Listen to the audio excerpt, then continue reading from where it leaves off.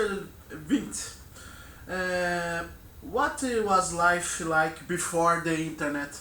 What is life of the world before internet?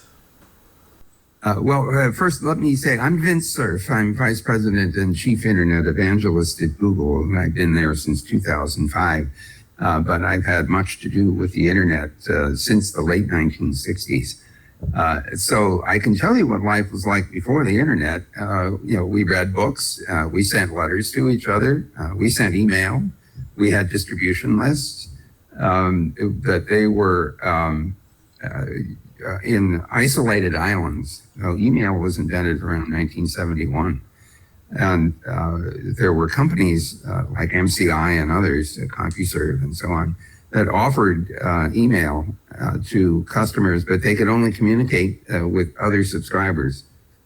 Internet changed all of that because it allowed everything to be connected to everything.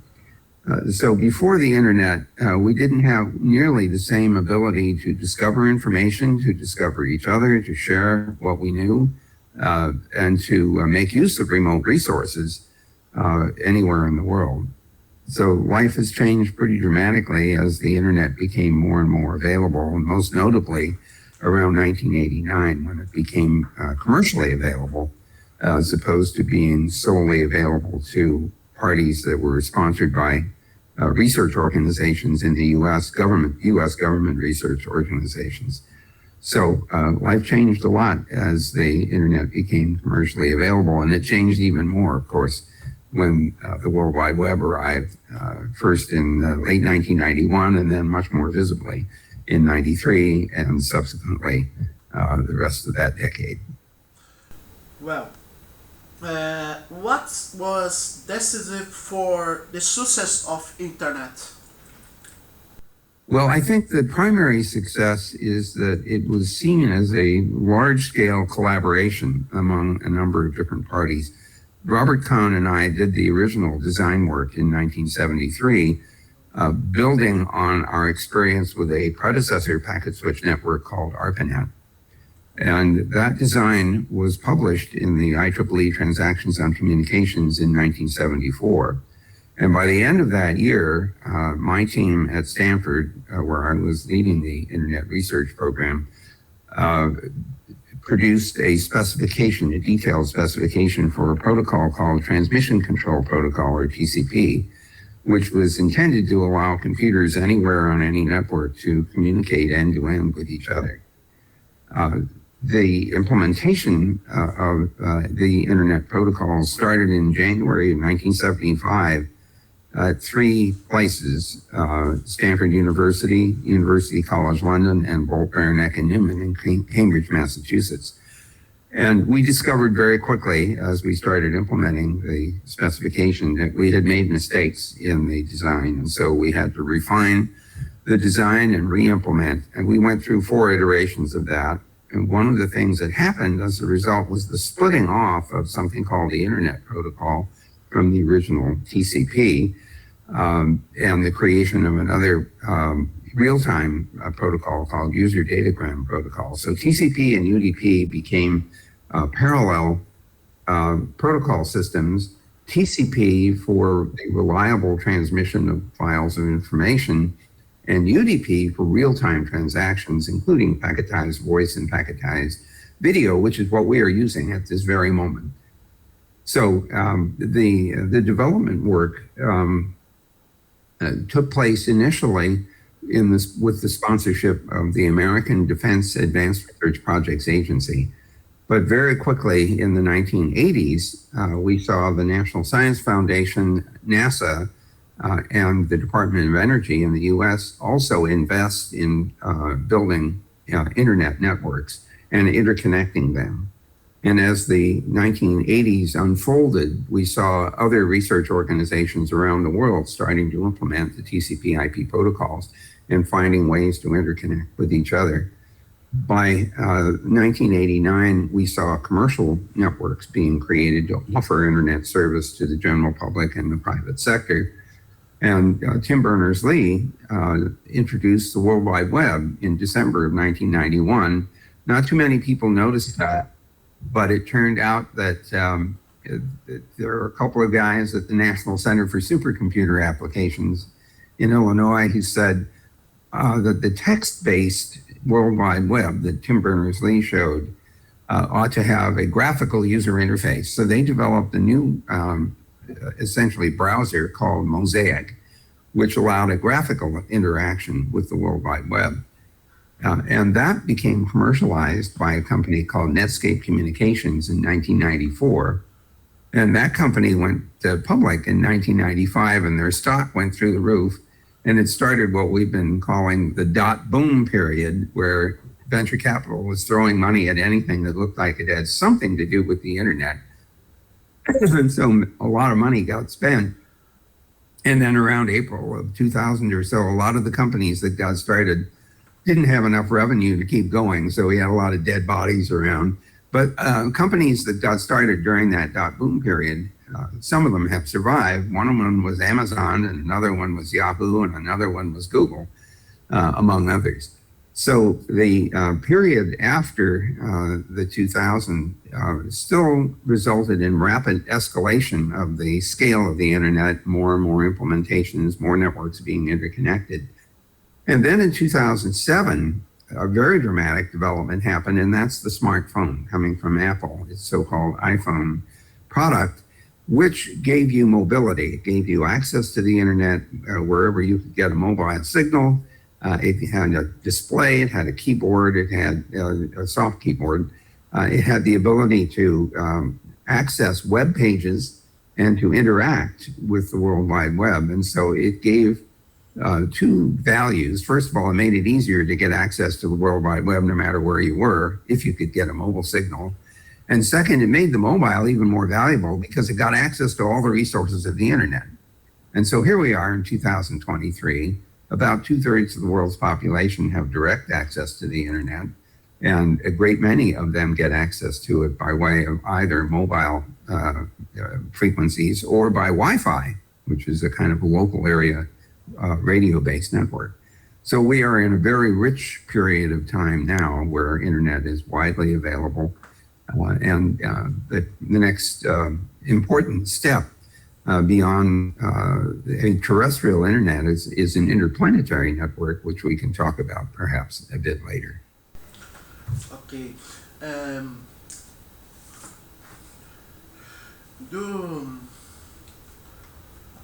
With this growth internet development, this amazing technology, amazing invent, but in this period, in 1973 to 2023, much happened.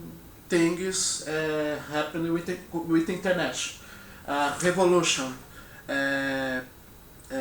But how do you evaluate the use of the internet for the disinformation and destabilization of democracies?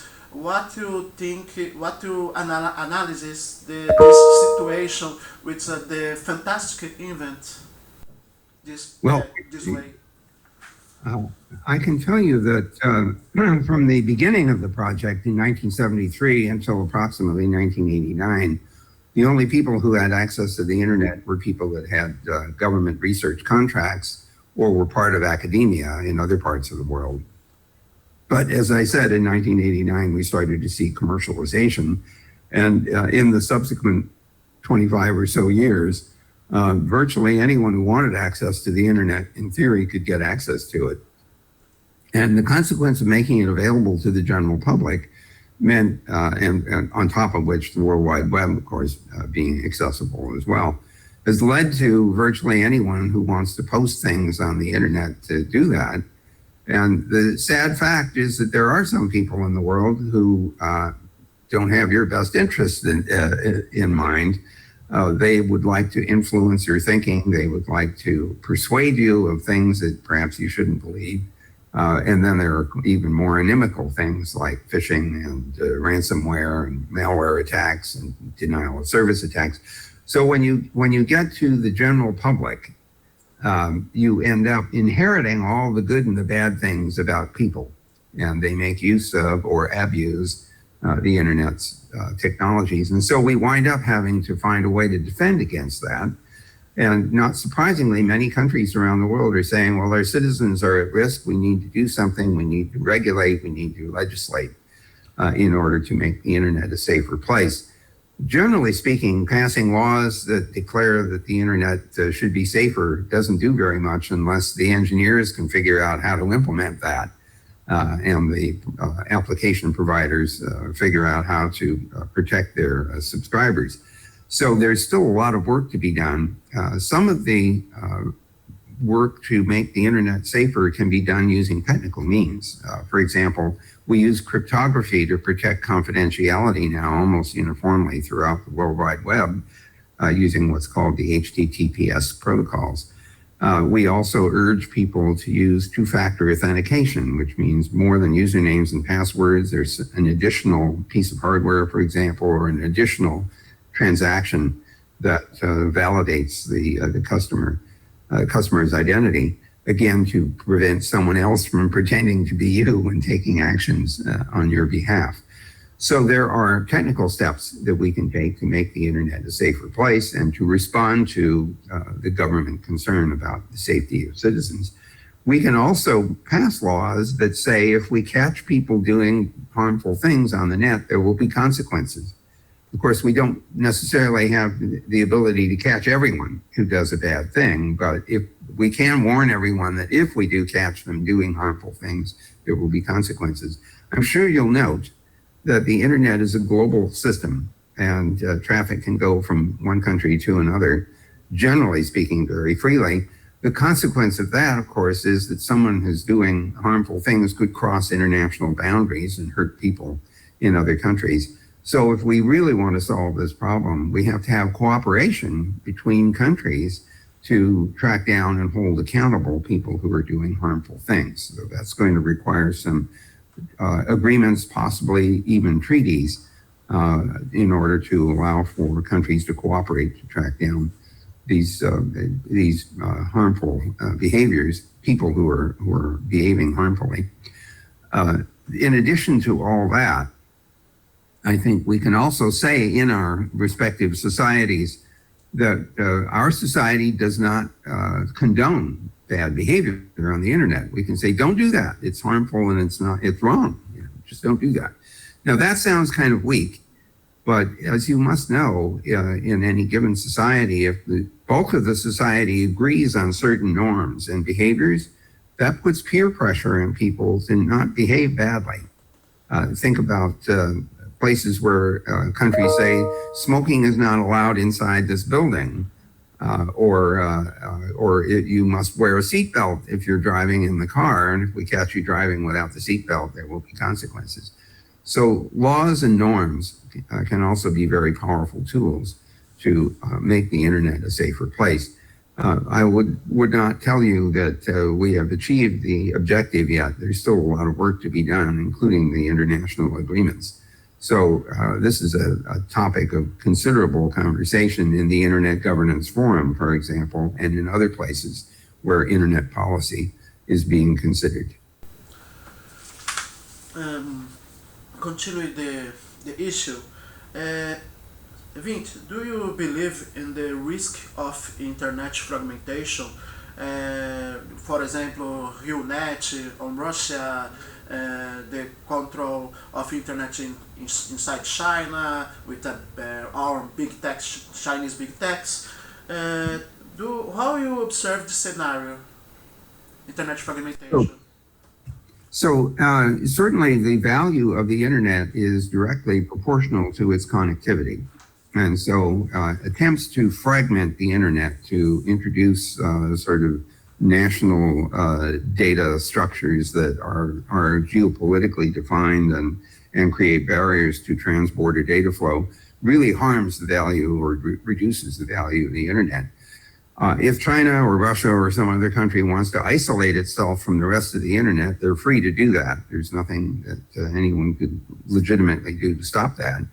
However, if their actions also fragment the rest of the internet, that's a much more harmful scenario, and it's one that I hope we can defend against. So countries who want to isolate themselves are free to do that, but if they force others to become isolated, that's not acceptable. If laws are passed, for example, that lead to this kind of fragmentation, we will lose a great deal of the value of the network, which we see today, because of the general connectivity of all the various parts of the World Wide Web and the cloud-based systems that serve literally billions of users.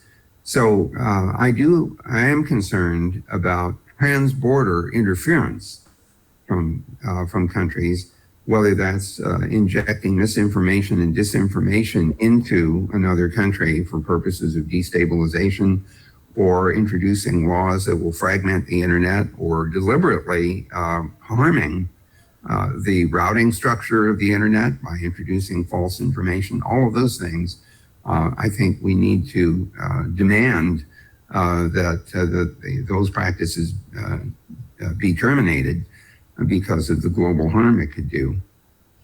How do you see the use of artificial intelligence on the internet?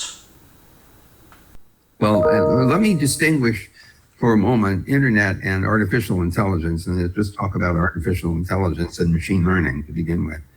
Over the past roughly 2 decades or so, our ability to build machine learning systems that are composed of multi-layer neural networks has advanced dramatically. We have new hardware available, we have new understanding of how these systems work and how they can be applied, how they can be trained. They are strikingly remarkable in their capability. The ability to identify cancerous cells by their appearance, for example, or to figure out how proteins fold up so that we can understand more about small molecules and how they might interact with our metabolism and could lead to new treatments for disease. These are just astonishingly powerful capabilities that machine learning has introduced. However, we also are now experiencing what are called large language models, where the neural networks absorb literally billions of lines of text and create a kind of statistical model of knowledge. You can interact with these systems by asking questions and they generate answers. But what we have discovered is that they sometimes generate answers that aren't true. Some of the experts in the field call this hallucination, as if the large language model has lost its mind. And so now we have a hard problem to deal with, because the utility of the large language models is significant. It can solve problems and answer questions based on all the content that it has absorbed. But we have to find a way to make sure we know whether the answers are correct or not. We certainly would like to know, where did the information come from that produced the answers? And so provenance has become a very important notion in artificial intelligence. So I think that we are at a kind of a midpoint in the development of AI and machine learning. We see how powerful it can be, but we also see how it can produce harmful results, which might confuse us by making us think that something that the machine learning system or some so-called chatbot has told us is true when it isn't. So we still have a lot of work to do to manage the way in which these systems produce their output. Nonetheless, all of us, I think, who are interested in machine learning believe that it's a very powerful tool used properly and managed properly. So we still have a lot to learn about how to do that. Do you think the metaverse technology, do you believe in the future of about technology, or you saw another vision from internet? Well, metaverse, of course, is a term which many people use, but it may not all mean the same thing. For some people, it's a virtual environment. So for some people, it's augmented reality. For others, it's virtual reality. If we just allow ourselves to imagine for a moment the kinds of virtual worlds that we can create with software, then all the internet does is allow us to get access to those implementations from remote locations and possibly collaborate with each other in the context of one of those virtual worlds. So we know that we've had experiences with this in the past. There was something called Second Life, which you might remember, which is a very crude kind of virtual reality that allowed multiple parties to interact with each other. There are multi-party games, online games, that are very popular and involve access to a common system to support collaboration and interaction and sometimes competition. So I think that I'm much more attracted to augmented reality, where the real world and the virtual world come together. You learn more things about the real world thanks to the augmentation, information about what the real world is like. Imagine for a moment that you're trying to do a repair job on a car or a piece of equipment. We might be able to augment your view of that device by giving you advice about what steps to take and to point to you to the various places that you have to take an action on to make the repair. We have a weak version of that in our YouTube videos at Google, where many people have done videos saying, here's how you do this, here's how you make this recipe, here's how you do this repair, here's how you use this piece of software. And so augmented reality can simply extend that into a more three-dimensional environment. Virtual reality may have another very powerful opportunity for us, and that's where we create in a virtual environment a simulation of some complex process that's hard to understand unless we can kind of put ourselves into the middle of it. And so simulations of nuclear interactions, for example, or simulations of DNA manipulation, or simulations of chemical processes, are all have the potential to help us understand and gain insight into the real world by way of the virtual world.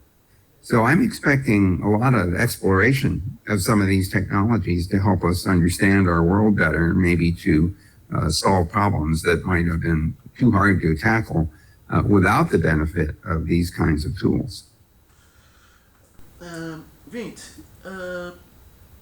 after 50 years, what would you do differently on the internet? Well, of course, if I could go back to talk to my younger self, I probably would have said, you need 128 bits of address space instead of 32. This is the IPv4 versus IPv6. But I am pretty sure that in 1973, I would not have believed my older self saying, you need 3.4 times 10 to the 38th addresses for this network that you're trying to invent. Because at the time that Bob Kahn and I were doing this work 50 years ago, the 32-bit address space was enough to allow 4.3 billion terminations, which is more than there were people in the world at the time.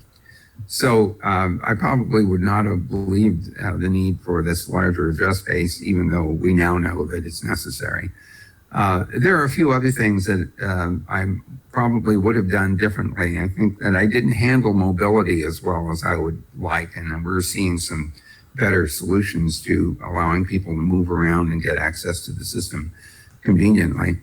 Cryptography, of course, has become a very important part of the internet environment for confidentiality and strong authentication and maintaining integrity of digital information.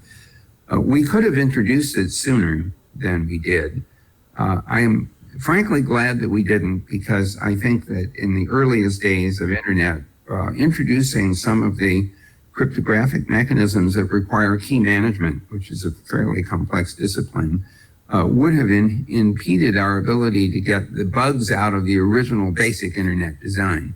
So I'm glad that we postponed some of that. Now, of course, we need to introduce all kinds of places for network security in order to improve the ability of the network to resist various and sundry kinds of attack. So we see cybersecurity and cryptography becoming very, very prominent in the internet today. And perhaps we could have introduced it sooner, but I still think that we did it the right way, in my opinion. Otherwise, we wouldn't be where we are today. Vint, how do you see the future of the internet? Well, it's pretty clear that access to the internet is increasingly available, and it's maximizing now thanks to low Earth orbiting satellites like the Starlink system or OneWeb and others. Pretty soon it'll be impossible to avoid access to the internet because every square inch of the planet will be accessible. So I'm very happy about that, frankly. And my job at Google as the chief internet evangelist is to try to get more internet access out there for everybody. But as I alluded to earlier in our conversation, we are going off planet. Since 1998, a group at NASA and now the European Space Agency and the Japanese Space Agency, the Korean Space Agency, have all been working on the design and implementation of an interplanetary backbone internet to support manned and robotic space exploration and the commercialization of space. And the protocols that are required are different from TCP/IP. They have been in development since 1998. They're on the International Space Station for the last decade or so. We've done tests with satellites that are elsewhere in the solar system. We have prototype software that's been running on Mars since 2004. We anticipate the use of these new protocols for interplanetary communication as we execute the Artemis mission, the return to the moon, and eventually, the exploration of Mars. So I see the development of an interplanetary internet very clearly over the course of the next 2 or 3 decades, and I'm quite excited about that because I think that it will support the commercialization of space and make it even more possible to gather scientific information back from these various spacecraft that are out exploring the solar system on our behalf. Do you talk about the Archduke story, your job interview on Google? I read the interview on Spectrum magazine. I think it is amazing history. Do you can talk about it? Well, this is it was a very funny interaction. I had been working at a company called MCI, and eventually it was sold to another telco called Verizon here in the United States in 2005, and I had to decide what to do next. And I sent a note to the then CEO of Google, Eric Schmidt, and said, "Eric, do you want some help?" And he sent a note back saying yes. So the next interaction was with Larry Page and Sergey Brin, the 2 founders of Google, and Eric. And they asked me what title did I want. And I told them I wanted the title Archduke because I thought that would be a great title. And they went away, and then they came back and they said, the previous Archduke was Ferdinand, and he was assassinated in 1914, and it started World War I.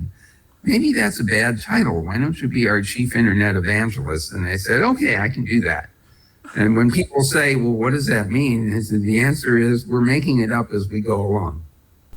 The last question, this basic history, Vint, do you can send a message to Brazilian internet users? Do you can talk about the Brazilian internet? For now, Brazil is major users outside USA, and do you the creator, the Mr. Internet, the creator of internet, do you have a message for us? Well, first of all, I want all of your listeners to know that Brazil has had a significant role to play in the evolution of the internet. They were early on among the first to participate in the internet from the academic point of view. There is an organization that runs the .br top-level domain. It's called CGI.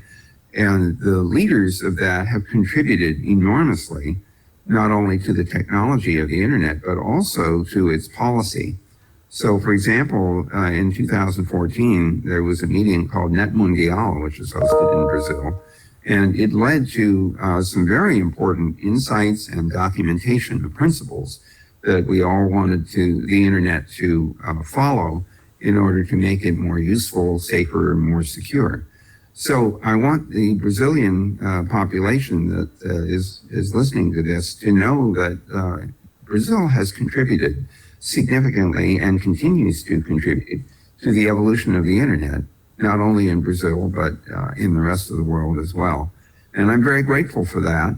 And I thank my colleagues in Brazil for their contributions and hope they will continue to help us make the internet an even more effective tool than it has been up until now.